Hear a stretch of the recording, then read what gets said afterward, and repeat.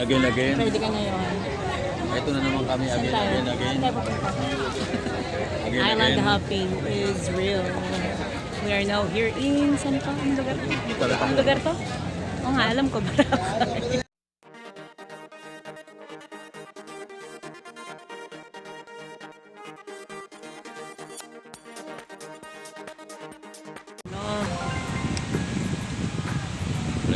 Yung microphone, maingay ito eh. Yun ang kagandahan ng wireless. Nasaan tayo? Sabi mo mag-vlog tayo. At nandito na Day 2, oh. Diba? Yun. First exposure mo yun. Time to shine. Dala-dala ka, hindi ka naman pala. Naiwan natin ang microphone. Naiwan ang tripod. Anong oras na? 6. Hindi. Lago kami na. Nagkukulat. Hindi, okay lang kuya. Okay lang po. Nagbablog kami kuya. Takot sa camera si kuya. Maganda yun. Ito na tayo mamaya.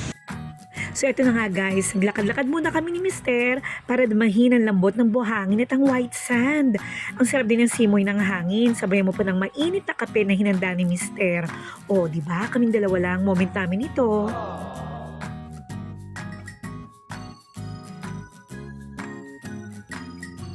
Marami-rami na rin kami napag-uusapan dito ni Mister.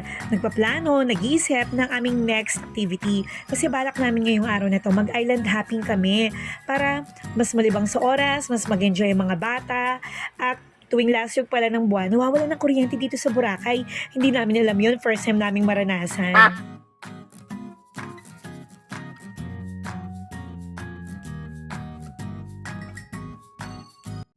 Eto na nga guys, naglakad-lakad na kami ni Miss dito sa gilid ng dagat.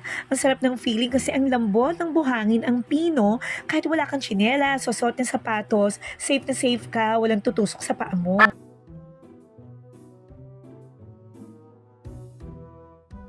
Konti pa lang ang tao ngayon kasi masyado pang maaga, yung iba ngayon pa lang magbe-breakfast, yung iba tulog pa, yung iba ay nakaupo lang sa gilid at nagpapahangin.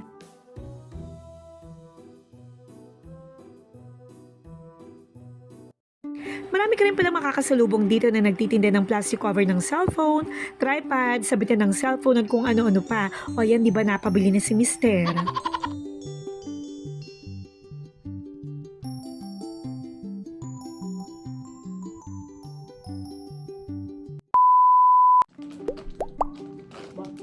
Yung sura mo.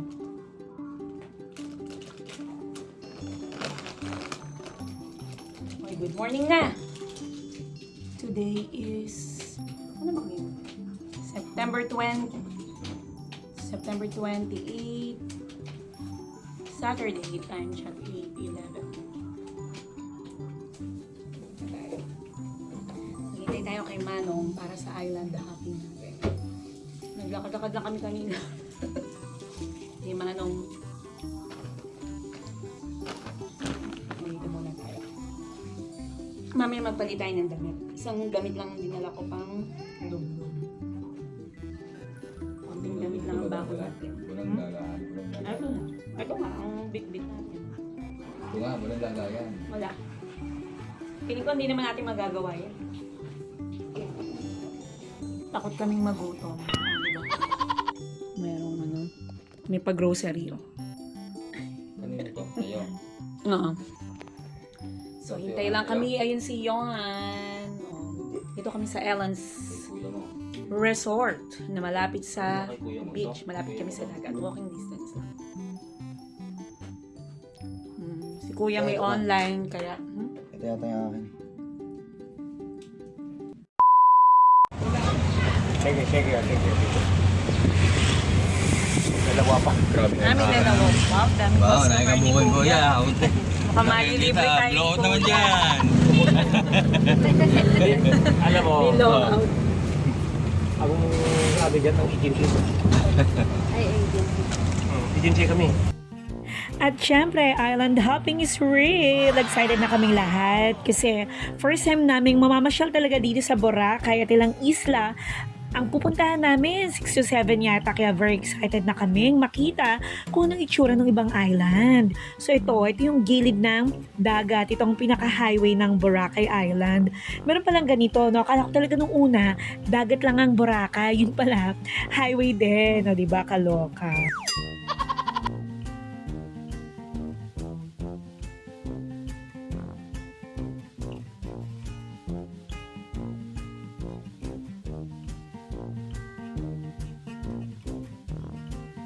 O diba, talagang sarap-sarap balikan ng Boracay Island. Talagang hindi ka magsasawa. Ayun, ang ganda. Ang sarap magpa-picture dyan. Talagang sabi ko nga kay Mr. babalik tayo dito. Sa ayaw at sa gusto nyo, babalik tayo dito.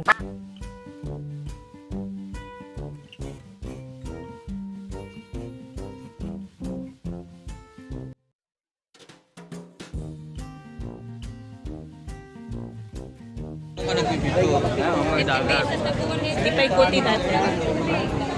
Mag-island hopping kami. At sana pala nilagay ko yung... Meron na ito eh. Asan yung tubig natin? Ayun, kay Choy, kay Johan. Ah, okay. Magkano ba yun? Magkano?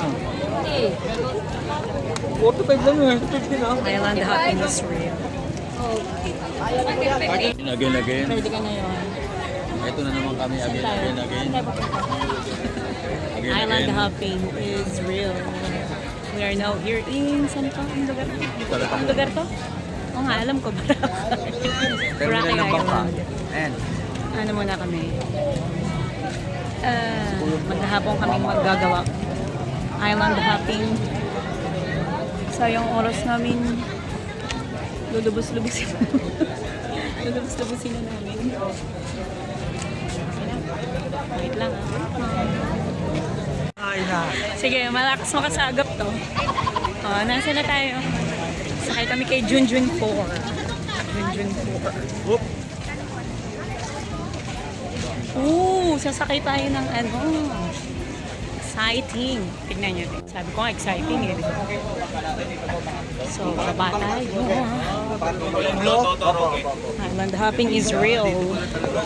Ay, gagek. Sorry. At excited na nga kaming sumakay sa Junjun na bangka. Pa diba ang kitang pangalan ng bangka namin, Junjun. Ano ba pangalan pa ba ng Junjun hanggang ngayon? Naloka naman ako sa parang rubber mat na inaapakan na to. Akala ko talaga ang lalim ng tubig hanggang bewang at ikalulunod ko. Yun naman pala hanggang bukong-bukong ko lang.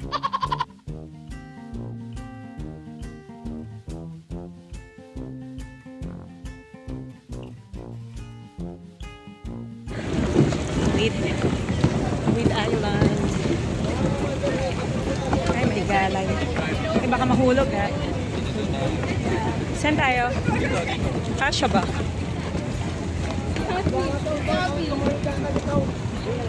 Johan. Saan na tayo, kuya? Island hopping is real. Kasama ko si Bebe Johan. Bebe Johan. Andun si Daddy at si Kuya. Ganda yung panahon, hindi maulan. Hindi naman makulimlim, pero sana magpili. Wait na, balikan mo. At umusad na nga ang ating bangka. Excited na ang lahat. Pero medyo may kalamigan ng tubig. Pero carry lang, kakayanin natin yan. Mainit naman ang panahon, maganda, maaraw. So, kontra silang dalawa. Kaya okay lang din.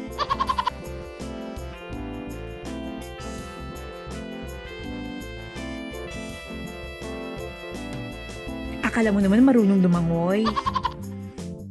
Sila talagang marunong lumangoy, pabalik-balik sila dyan. Si Kuya nga tinanggal pa yung life vest. Samantalang ako, lumipat sa kabilang hawakan, takot na takot pa. Parang lumawa. Lumawa ata yung mic. Hindi po, Kuya. Shy type yung mga kasama ko eh. Wow. Ba tayo kaya? Kaya picture tayo. Kaya may lubid pa. Okay, let's go down. Go down, Moses. Ayan, naghanap kayo ng shell, di ba? Picturean mo ako. Depende sa klase mo. Ito mo. Kalurong, di ba? Magkakaabalahan na tayo ni Kuya. 200 lang yan, man. Ito ba, marami din pili na kulay. Okay. Eh, yung pink magkano? Naabak ko naman. Ha? Naabak na. Mas mahal. Hindi naman kaya to. Ano? Kalang, dali lang kuya ha. Kana. Ted. Ha? Teka, sandali lang kuya. Pa-picture lang kami dito.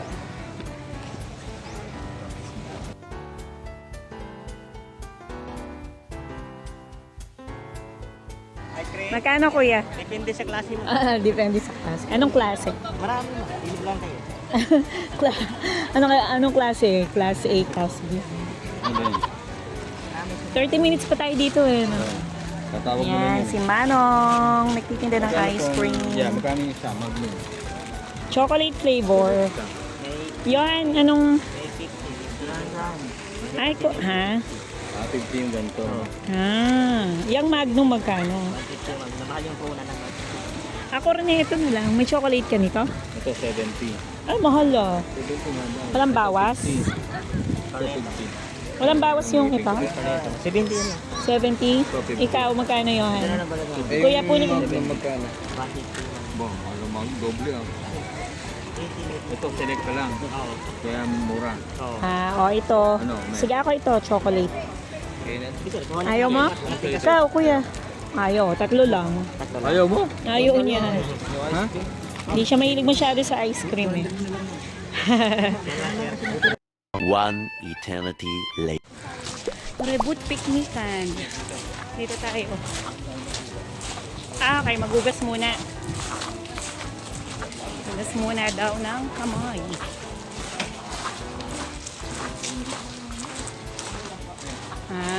Ano ba to? Ligo ba to? Oo, banlaw.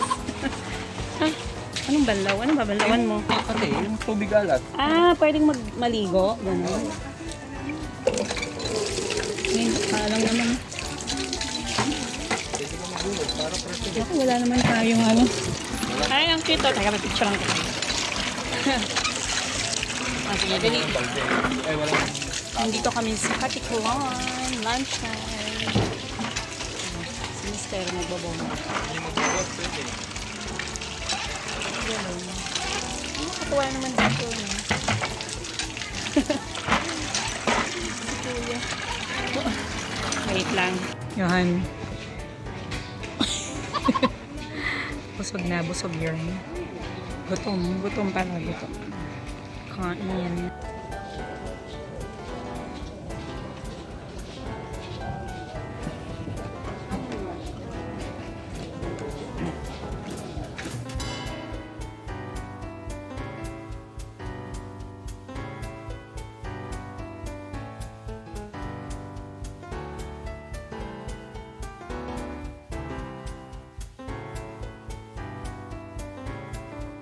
One eternity later. Saan tayo? Wait kami sa Cove Island. Maulan na.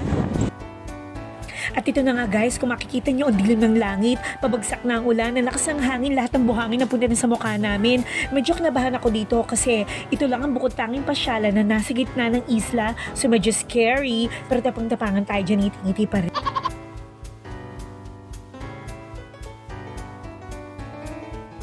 At tapos na naman ang ating isang araw na vlog guys. Isang araw na punong-puno ng biyaya.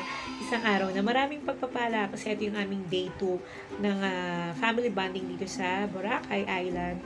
So masaya ang buong family. Maraming food. Marami kaming na-discoverin masasarap na pagkain.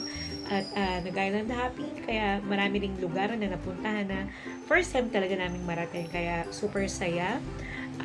Again, i-cherish yung bawat oras, moment kasama ang mahal sa buhay kasi minsan lang mangyaring ganito. Samantalahin hanggat malakas sila. Salute po sa ating OFWs na patuloy na nagmamahal at sumusuporta sa kanilang pamilya, sa mga nanay, tatay na all out ang pag-provide financially, yung love, talaga nga namang hindi matatawaran. Salute po sa inyong lahat. Naway patuloy kayong ingatan at patubayan ng ating Diyos. See you later. A few moments later. Hello guys! guys, magandang gabi tayo ay nagbabalik sa The Singing Mom Tiasam Slash. Po ay nanay ngayong gabi guys. Isang verse from Proverbs 11:25. A person who gives to others will get richer. Whoever helps others will himself be helped. A good place to start sharing is at home. But it isn't always an easy place to start. Minsan, napapagod tayo, nagagalit, and we don't treat our family members as nicely as we should. Huwag naman ganun, guys. Meron pa ba kayong mga kamag-anak or kuya, ate, mga pinsan? Mapalad ako dahil meron pa akong kuya, ate, at yung mga pinsan pa rin naman ako. Sharing our things without winning or complaining is a wonderful way to show our family that we love them. Kaya next time a brother or sister or cousin asks to borrow something, say yes without getting mad. And it's a great way to show that we love them. The Bible teaches sharing. Kaya naman let's pray and ask God to help us remember the importance of sharing our things, our prayers, our love with family, members, and friends.